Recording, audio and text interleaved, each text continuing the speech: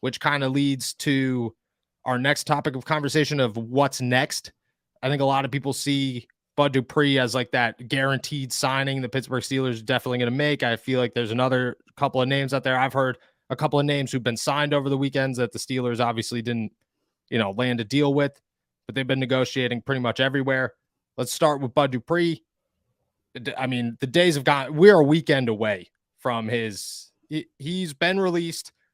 Reports came out that the Steelers wanted to check his medicals. Nothing. We're here on Monday. Still nothing. Are you getting like that thought of, well, maybe it's over?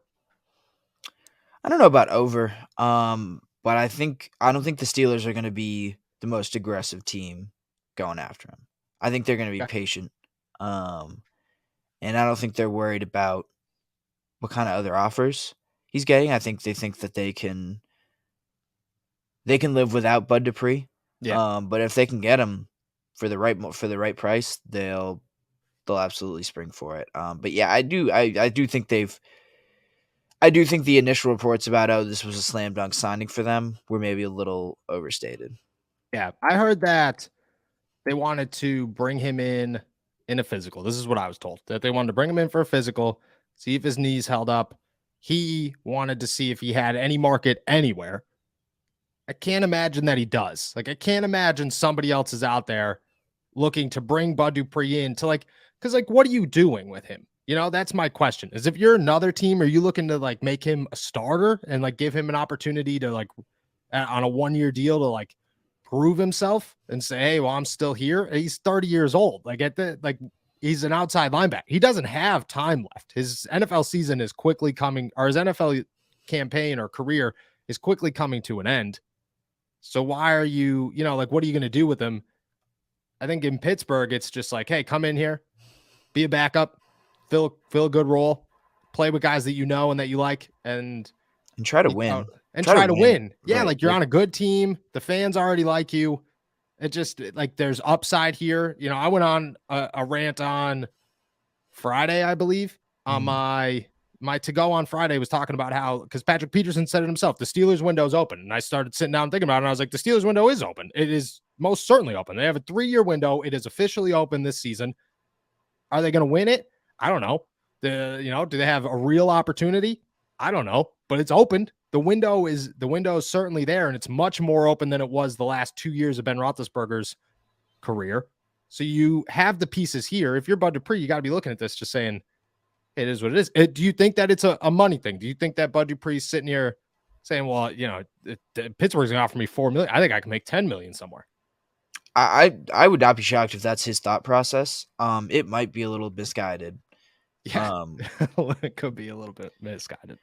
But yeah, I think that's what it is. I think once you get guys like this who are this old and have proven themselves a little bit and have made that much money, they don't like stepping backwards. No. That's not. That would involve them kind of admitting that they are over the hill, and that I don't think guys like Bud Dupree want to do that, and I think they have a little bit of pride still left in their game, and they want to not just prove that. It's one thing to prove it on the field, but I feel like they think they've done that already, and it's time for them to get their due. Yeah, I agree. I do think that and just to, I wasn't really aware of who was still on the market, but the market's still. There are tons of names left. Yeah, Carlos Dunlap's still out there. Robert Quinn. I know these are all older guys, but Bud Dupree's an older guy too. LJ Collier is still out there. Jadeveon Clowney, Frank Clark, Justin Houston, Mario Addison, Carl Nassib's still out there. Bruce Irvin's still out there. Dante Fowler Jr. is still out there. There's definitely still names to where the Steelers, Melvin Ingram's still out there. There's still Shaq Lawson. Him and Kenny Pickett already have history. Yeah. Easy, bring them in. One quarterback fight to another. Larry Ogunjobi sitting next to Shaq Lawson. I think that the market, maybe it's still both ways. Maybe it's the Pittsburgh Steelers saying, look, man, you could go find your market. Go ahead. But when Frank Clark signs for $6-7 million a year, just be aware we're dropping the price tag, and it's going to be very, very significant. But I agree. I don't think the market has shown itself at outside linebacker yet. I think it's kind of just it's been a slow and steady. Like Zach Allen signed for a major deal, but besides that, like it's been very low ball numbers. Mm-hmm. So I could definitely see that happening. Do you see other positions the Steelers target this week? Is Zach Gentry still out there? They still, like we said, don't have a safety. They don't have an outside linebacker. Derek Watt is still a free agent, so you have to think maybe he's on their market as well. And they still don't have, like, they do have a slot corner in Arthur Millette, but you got to question if that's their move going forward. And then wide receiver, I've been told that they've been looking at wide receivers, even though they haven't landed any. Do you see anybody else coming? Wide receiver and corner would. The fact that they haven't re-signed Zach Gentry seems wild to me. Like that Yes. seems like one of those like slam dunk. Like this should be easy for both sides. Agreed. I don't think one more linebacker is coming. I feel like one more offensive lineman is coming. Just Okay. like a depth piece. I don't know. I don't think they want to go heavy on the offensive line in the draft, and that's what makes me think that. Just don't like love the prospects and what they can get at their picks. So I'm kind of looking out for one more offensive lineman, and yeah, I guess a safety because I don't. Yeah, I think it's like assumed they'll bring in a safety at some point, even if it's not in free agency, they'll probably draft one. Like they're not going to get rid of the three safety. They loved the three safety role last year. They loved, like, KZ played a huge chunk of those snaps, and that's all Terrell Austin talked about. At the end of the year, it was three safety sets. We love the three safety sets. And it was like, okay, sounds good, man. Like we knew that. We got it. Thanks, buddy. Just looking at the tight end market, there's, first off, Zach Gentry is on the 33rd team, is listed last as the last tight end available, which is not a good starting point. But there is still so many names out there. So many. Irv Smith is still out there. Foster Monroe is still out there.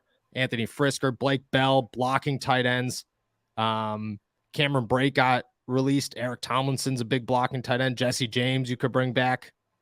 I mean, Max Williams, big blocking tight end.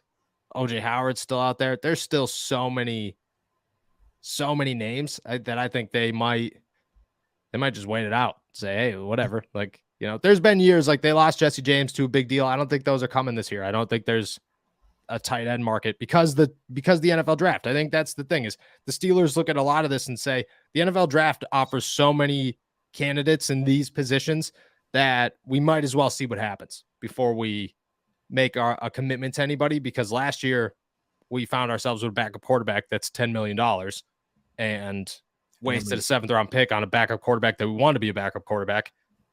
Let's not do that again this year with the guy like Zach Gentry. Outside linebacker I see coming. Safety I see coming. Offensive lineman would be surprising, but I would not be against it whatsoever. And then I see a wide receiver coming at some point. Just a smaller name. I think a lot of people are like, hey, shoot for the stars. I had a lot of people texting me, hey, do you think Adam Thielen's an actual option for the Pittsburgh Steelers? No, I didn't think he was an option for the Pittsburgh Steelers. But I could see them getting a smaller name just to say, hey, let's, Yeah, I mean, let's add to the group. There's some guys like, I mean, Zach Pascal is a free agent. Rashad Perryman, Isaiah McKenzie. That's an interesting one. Isaiah McKenzie is certainly an upgrade from Steven Sims. Right position. Definitely a talented guy, proven guy. Yeah. Kick returner, punt returner. Right. Like there are actually a lot of pretty valuable receivers. Like there's some names here that you could work with. Yeah. Somebody asked me McCole Hardman. I think he's a great fit, but I think he's going to go for he's a good chunk of money. Yeah. Too much money. But like Marvin Jones is out there. Jarvis Landry's out there. Yeah. They're like there are a lot of names that you could bring it. Chris Conley, a little bit of a sleeper out there. There's a lot of names that you could bring in here and say, okay, like a very cheap deal, 1-year deal, just to say we need depth, because I think it's sleeping on a lot of people right now that the Pittsburgh Steelers wide receiver depth chart currently looks like George Pickens, Deontay Johnson, Calvin Austin, Gunnar Olszewski. Yeah. That's it. They went from 11 wide receivers last year to letting all of them hit the open market and just saying, yeah, well, you know what? It is what it is. We'll see what Yeah. So I could see a wide receiver coming and then add another one in the draft. Rather have more than less. Mhm. And I think you need a depth piece. They don't have any depth right now. I think they were also lacking depth on the outside last year. They would like to add that back this year with a smaller name. And I agree. I think the market's open.